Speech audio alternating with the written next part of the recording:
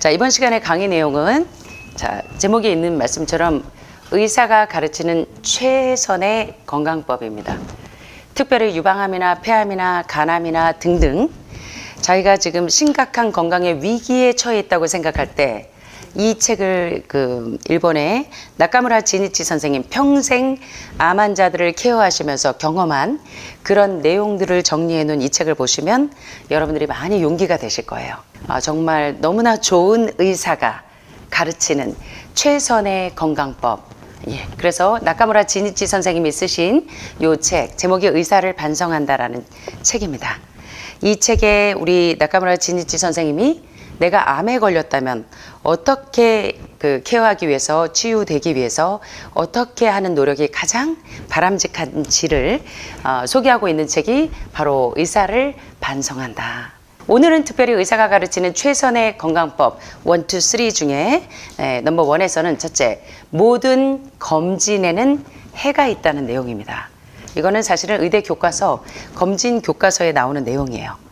그래서 오늘 여러분들과 함께 살펴보도록 하겠습니다. 자, 나카무라 지니치 선생님이 이렇게 독백을 하듯이 일기를 쓰듯 이 내용들을 쭉 쓰신 부분들이 많은데 그 내용을 좀 살펴보자면 지니치 선생님이 이런 내용을 써놨어요. 내 주변에는 자연의 원리를 습득하고 행동에 나서는 분들이 많이 있습니다.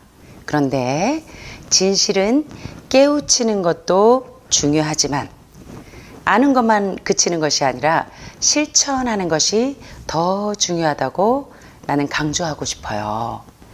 그들은 모두 정년퇴직과 함께 암 검진을 끊는 게 아니라 암 검진을 모두 끊어버려요. 암 검진표를 새로 얻는 것이 아니고 정년퇴직과 함께 암 검진을 모두 여기 뭐예요? 끊어버려요. 마치 이혼하듯이 디볼스 하듯이 끊어버리고 후련한 기분으로 지내고 계신데요. 그들은 한결같이 암 검진은 몸에 해롭다라고 말합니다. 왜 많은 의료인들과 또 나카무라 지니치 선생님의 주변에 있는 많은 지인들이 의료인들이 대부분인데 왜 그들이 한결같이 암 검진은 몸에 해롭다라고 말할까요? 자, 이유가 뭔지 한번 볼까요? 이 스크리닝 책이 바로 의사들의 에비던스 앤 프랙티스라고 하는 검진 교과서예요. 의대 교과서인데 여기 내용이 뭐라고 되어 있냐면 암 검진은 무해가 아니다. 자, 그런데도 검진을 받는 것이라면 아무것도 해는 없어요. 적어도 손해는 하지 않기 때문에 암 검진은 많이 받으면 받을수록 좋다라고 많은 사람들이 생각하지 모른다는 겁니다.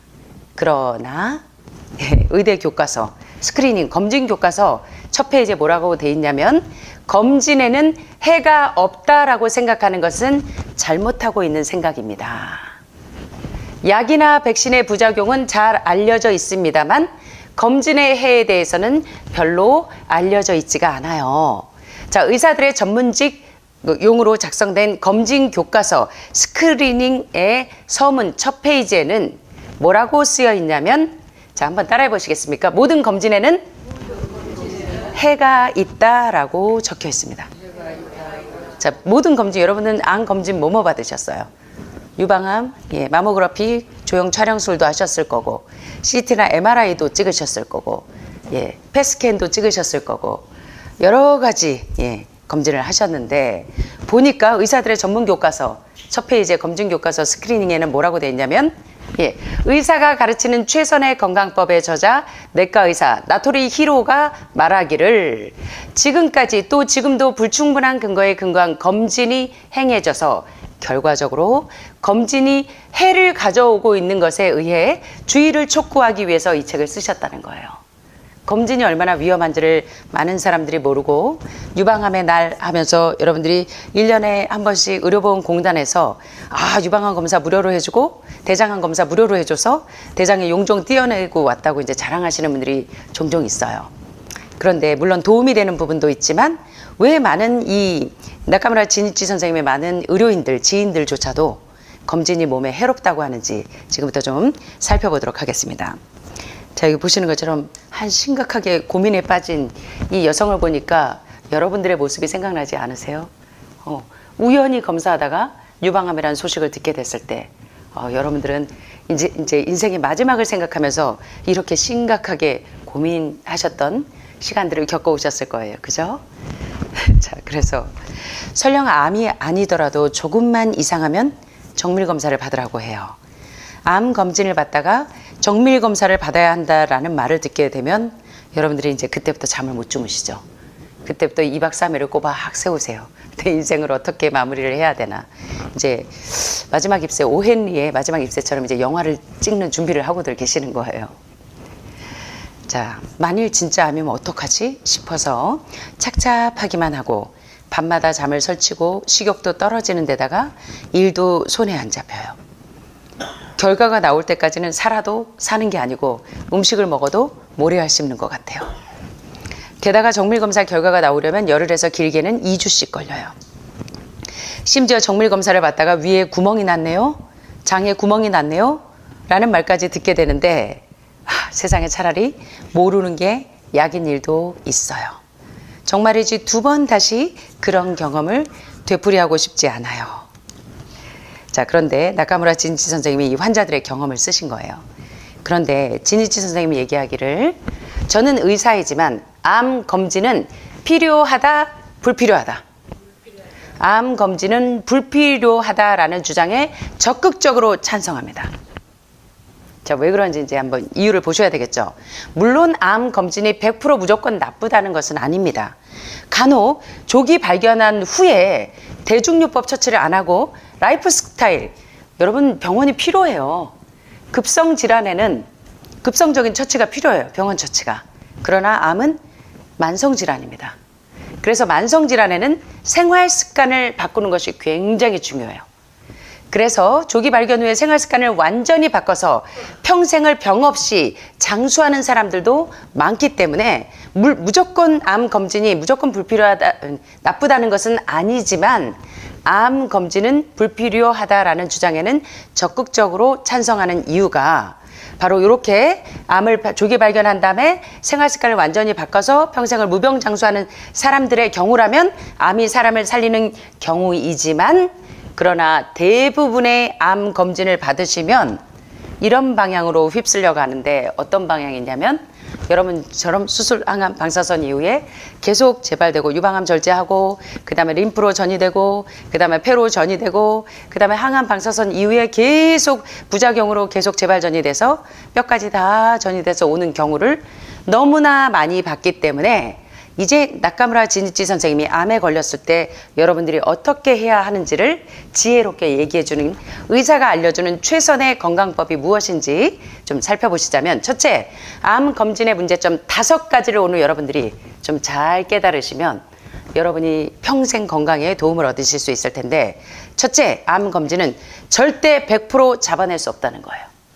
첫째는 아무리 우수한 검사 기계라도 정밀도가 100%일 수는 없기 때문에 암인데도 노출 확률이 엄연히 존재하고 암이 아닌데도 과잉 진단이 되는 경우가 너무나 많다는 거예요. 자, 두 번째 이제 논문에서부터 쭉 보실 건데 이와 같은 경우가 이제 위험하다는 거예요. 미국 여성, 서구식 여성, 서구 여성의 3분의 1이 과잉 진단이 됐다는 거예요. 유방암이. 자, 그런 내용인데 한번 살펴볼까요?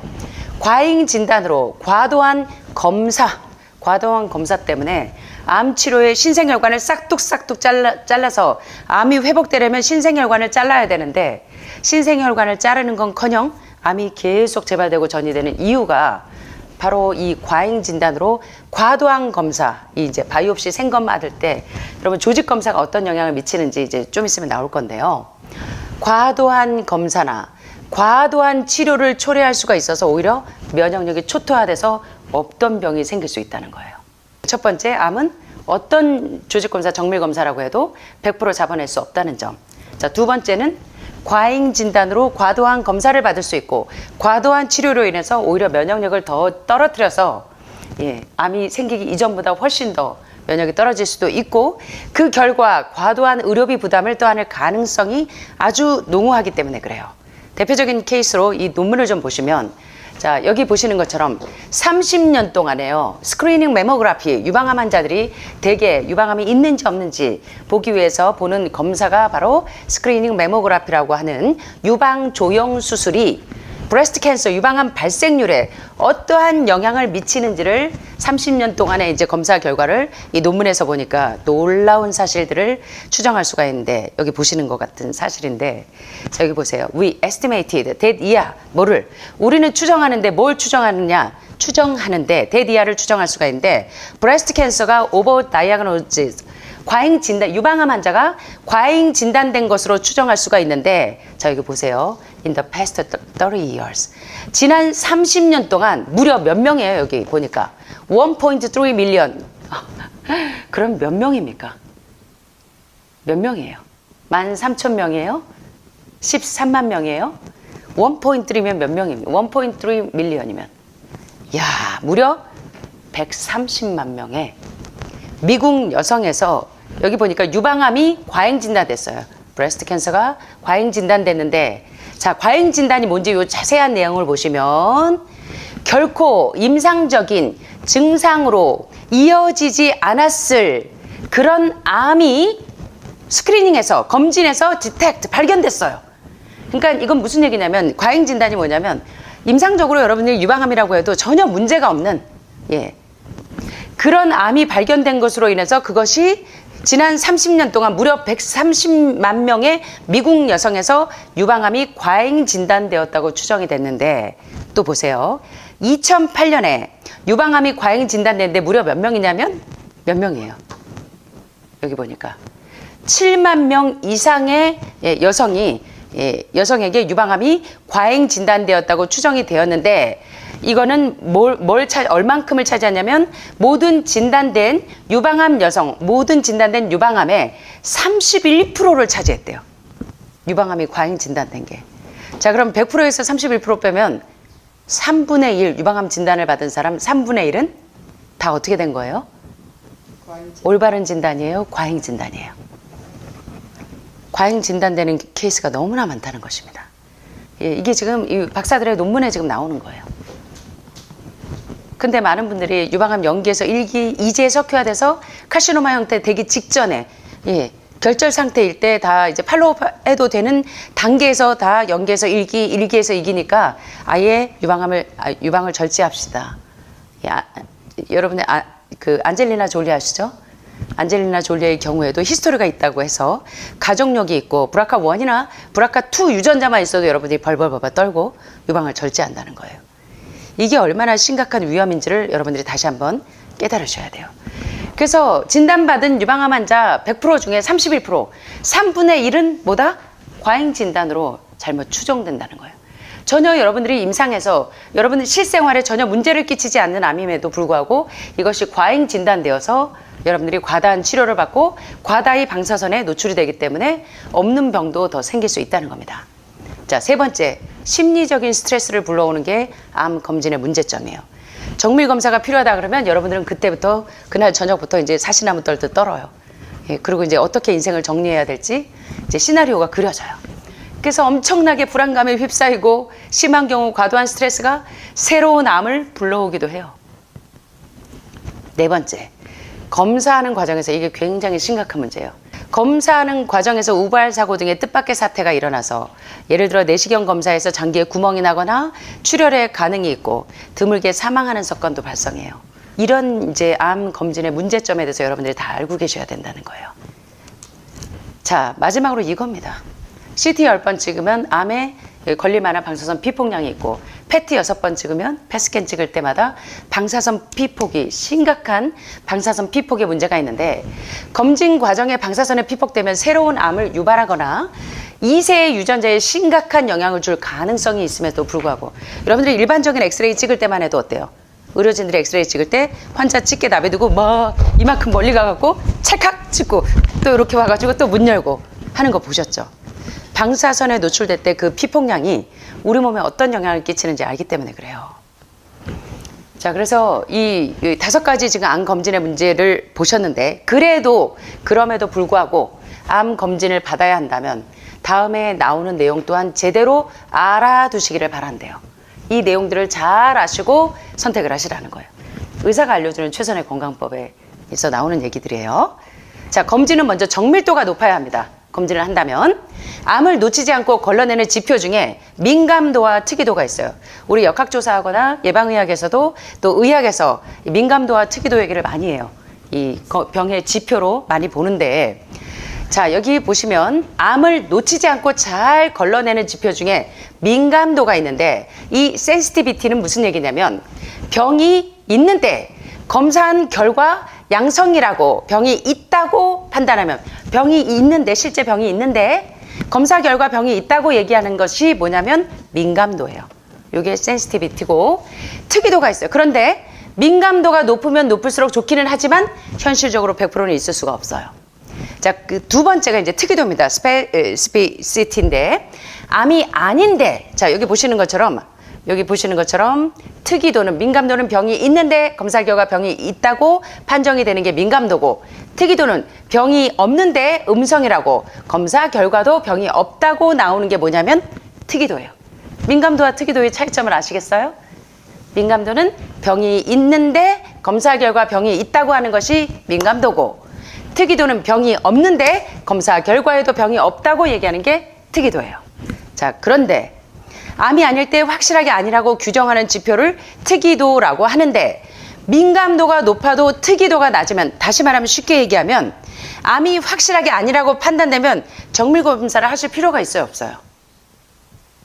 문제는 뭐냐면 암이 확실하게 아니라고 판단되면 정밀검사가 계속해서 늘어나요. 반면 특이도가 아무리 높아도 민감도가 낮으면 암을 놓칠 확률이 또한 높아져요. 그래서 여러분들이 이제 의학을 모르셔도 기본적으로 이런 것들을 아셔야 돼요. 예, 의사가 얘기하는 최선의 건강법에서 지금 소개하고 있는 내용들입니다. 자, 우리 전립선암 검사하신 분들은 다 이런 자세로 검사를 해보셔서 아실 거예요. 예, 검사의 문제점이 뭔지를 좀 보세요. 정밀 검사를 자꾸 하게 되면 출혈이 발생할 위험이 생겨요. 조직 검사하실 때, 바이옵시 할 때 메스로 그 병변 부위를 잘라내요. 그때 출혈이 생길 때 그 출혈에 의해서 암이 아주 폭발적으로 증가하는 내용들이 많은 이제 암 교과서에 나오는데, 정밀 검사를 자꾸 하게 되면 출혈이 발생하는 위험이 생길 뿐만 아니라 위와 장에 구멍이 나는 등 우발 사고의 가능성도 높아지는데, 자, 우리 남성분들은 전립선암 검사하실 때 이거 보셨을 거예요. 전립선암의 경우에 어떻게 검사를 하냐면 환자분을 이렇게 눕혀놔요. 요 자세가 이렇게 해서 무릎을 굽혀서 왼쪽 옆으로 이렇게 눕거나 그림처럼 이렇게 다리를 이렇게 벌리는 상태에서 이제 전립선 검사를 하는데, 자, 이렇게 벌려놓고 어떻게 하냐면 항문을 통해서 마치 관장할 때처럼 직장 내로 전립선의 울트라 이 사운드 프루브라고 하는 요 초음파 이 탐촉자 요거 있죠. 요거 초음파 기계를 이제 직장으로 관장기 튜브 넣듯이 요 초음파 촉진기를, 탐촉자를 이렇게 여기 집어넣어요. 그래서 항문을 통해서 직장 내로 이렇게 집어넣어서 요거를 확대시킨 게 요거예요. 요걸 보시면 돼요. 그래서 전립선 검사할 때 어떻게 해요? 예를 들자면 항문을 통해서 직장 내로 이 뭐를 넣어요? 울트라사운드 프로브라고 하는 초음파 탐촉자를 이렇게 집어넣어요. 직장에 집어넣은 다음에 전립선의 위치와 크기를 초음파로 이렇게 확인을 해요. 그 다음에 여기 서스펙 에어리아라고 하는 영상으로 이제 보는 겁니다. 이상 소견이 있나 없나를, 의심 부위를, 소견이 있는 부위를 이제 표시를 해요. 탐색을 하고, 그 다음에 이제 바이옵시하는 이 그 조직 검사할 때 쓰는 총이 있어요. 이렇게 요 초음파 촉진기 요 뒤에 총이 있죠. 바이옵시 건이. 자, 요걸로 이제 요거하고 바늘, 니들을 여기다 이렇게 찔러가지고 초음파 유도 하에 바늘을 전립선에 싹 삽입을 해서 조직을 잘라내요. 일부 조직을 잘라내고, 조직을 자를 때 보통 10에서 12코어 정도 잘라내서 여러 부위에서 조직을 채취해서 암세포가 있나 없나를 보는 검사가 바로 이렇게 전립선 검사하실 때 남성분들은 해보셔서 아시죠? 우리 최 반장님하고 다. 예. 자, 그런데 전립선암의 경우 전립선에 바늘을 찔러 넣어서 조직을 떼어내는 조직 검사를 하는데, 조직을 잘라내서 직접 눈이나 현미경으로 관찰하는 이 바이옵시 생체 검사의 경우에는 육체적인 고통만 수반될 뿐만 아니라 사실은 많은 그 양심적인 의사들이 쓴 책에 보면 조직 검사를 하기 위해서 조직을 떼어낼 때 그때 출혈이 있으면서 그때 암이 폭발적으로 증가한다라는 내용들이 교과서에 많이 있죠. 자, 게다가 방사선을 과잉으로 쪼일 때 방사선 피폭의 위험성이 거의 암이 발현될 만큼, 펫스캔 6번 이상 찍으면 거의 암이 발현될 만큼 방사선 피폭량이 위험하다는 것입니다. 뿐만 아니라 검사를 받기 위해서 생업을 포기해야 되고 결과가 나올 때까지 불안한 마음으로 벌벌 떨어야 되고 그냥 내버려 두어도 문제가 없는 종류의 암도 있는데 일단 발견이 되기만 하면 치료를 위해서 온갖 뭐를 해요? 헛수고와 온갖 뭐? 부작용의 고통을 잊게 되는 것이 현실임에도 불구하고 의사가 알려주는 최선의 건강법에서 나카무라 진이치 선생님과 아까 히토리가 지금 얘기하는 겁니다.